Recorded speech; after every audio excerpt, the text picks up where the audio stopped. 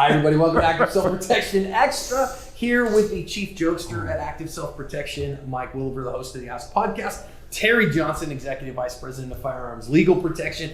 And today, actually, Terry introduced me to this idea, and I wanted him to bring it to you. An area where private citizens actually have a better deal than law enforcement officers do in the eyes of the law.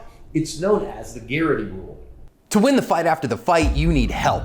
After a use of force, I trust Firearms Legal Protection to help me win the fight for the rest of my life. From their 24/7 attorney-answered hotline to coverage for the use of all legal tools, Firearms Legal Protection has you covered. Get a discount by signing up at the link below. Terry, I think this is an obscure one.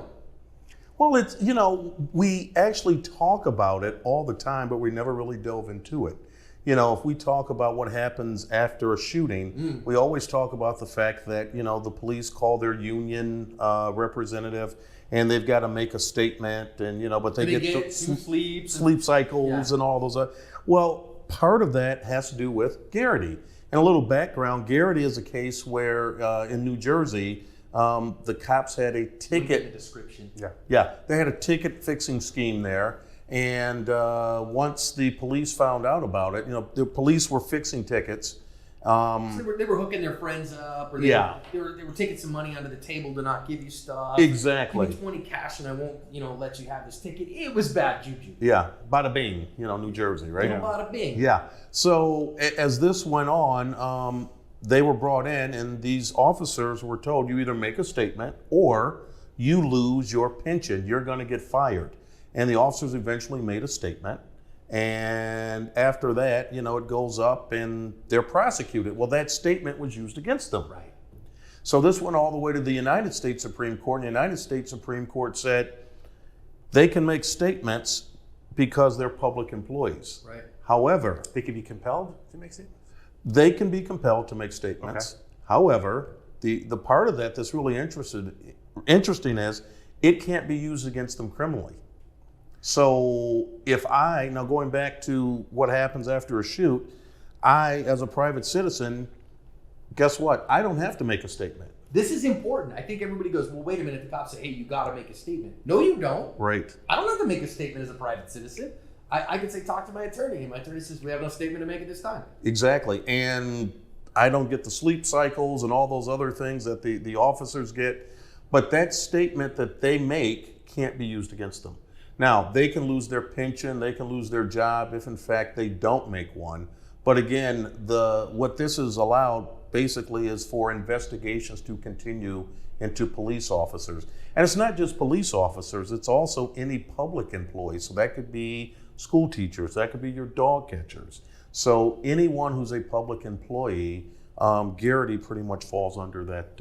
And so they fall under the Garrity rule. When a cop makes, has an officer-involved shooting, right? They have to give a statement.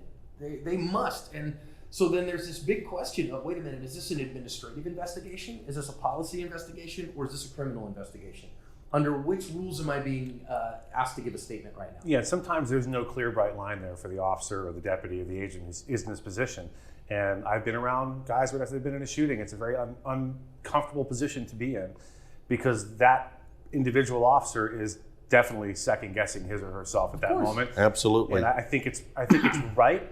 I think it's absolutely right and moral and just that a public employee who the public is paying for their job have to answer questions about whatever happened, whether it's fixing tickets or being in a shooting or failing to catch the dogs, or whatever the case may be. Right. Because they're a public employee. We pay them to do their job, so they are answerable to us, the people. Sure. But I do like the idea that an officer, agent, deputy has a day or two to collect their thoughts, because I got news for you folks.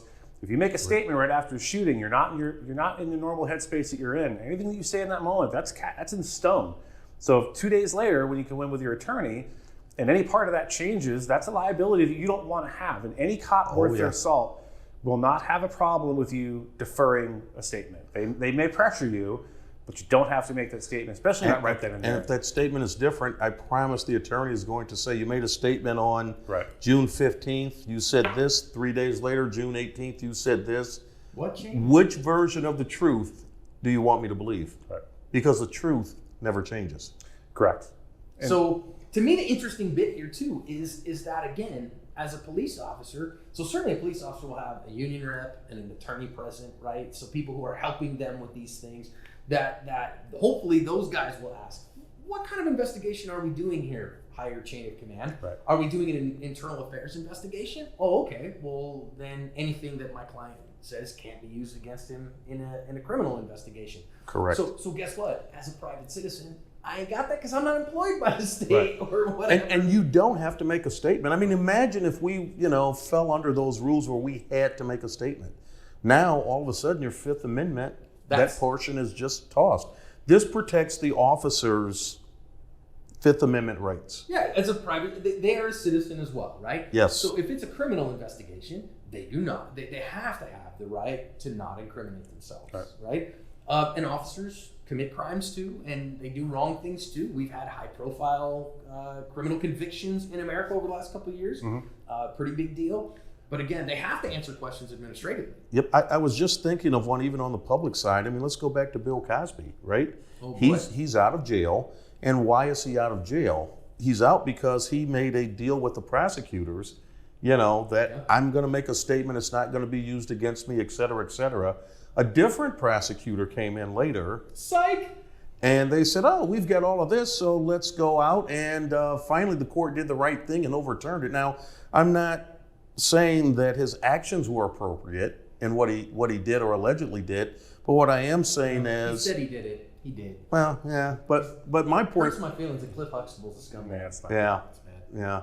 But basically, if you look at this thing, again, it gives people the opportunity to not incriminate themselves. So that's a form of Garrity, even though he's not a public employee. I think that was an interesting one because he cut a deal with the prosecutor. So he had that in writing, make a statement for the civil case, which the administrative one for a police officer would be a civil case, right? Because it's a contract employee and these things.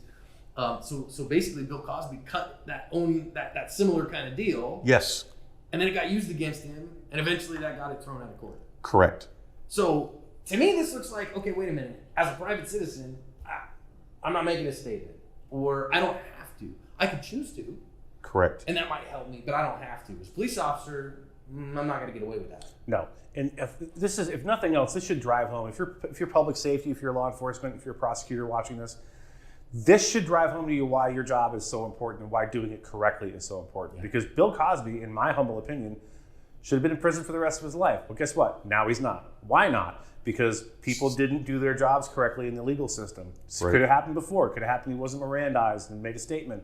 Whatever the case may be. You got to do this stuff by the numbers. It's critically important because you don't want to be the one that let a rapist or murderer or a child molester or whatever off and let them back on the street because you But that's when defense attorneys get a bad name, right? Because all of us and Mr. Cosby's defense attorney, I'm not sure who he or she was, really did their job properly. Right. Because again, this protects the system, and as you said, John, in another video, listen, it's better let 100 guilty guys go than convict one guy that is innocent. And if you disagree, you're not the one innocent guy in prison. Well, and listen, I mean. And I get it. There are innocent people in prison, and we've seen reversals, and we've seen things that people get railroaded into prison. And so I know some folks can be frustrated with that. The system's not perfect; doesn't work out all the time. We know that bad people plant evidence. We know that bad people exclude. We've seen prosecutors do stuff like that, and of course, all that stuff is deplorable and terrible and heinous, and they should be prosecuted to the fullest extent of the law for doing that trash. But I think the system's the best we got. Yeah, find me one better. Right. And because of it, I think this is a good rule. I like as a private citizen. So when they say, oh, you got to give a statement, here's my response. Nuh-uh. Nope. Now you do, I don't. If a statement is in your best interest, trust me, your attorney will let you know. Well, and they will sit with you, perhaps craft it. It might be a written statement.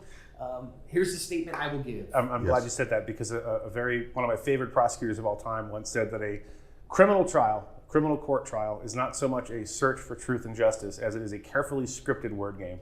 Those attorneys are falling all over themselves to not say the wrong thing, to not introduce something they don't want to. If you're making a statement without an attorney, You're just Oh, yeah. giving them all sorts of things to trip Here's you over some down words the road. to mess with. Yeah, please take my words, just vomit some words onto a piece of paper. You said this. No, this is what I meant. No. I don't know what you meant. I know what you said. I'm pro law enforcement, obviously. I'm a former cop, but if you've been in a critical incident like that, that moment, that night is not the time to be talking to anybody about anything. And I mean anybody, not the cops. Yeah, I mean- don't be running your mouth. Just take a deep breath, Amen. soak it all in, talk to a lawyer before you do anything else. Amen.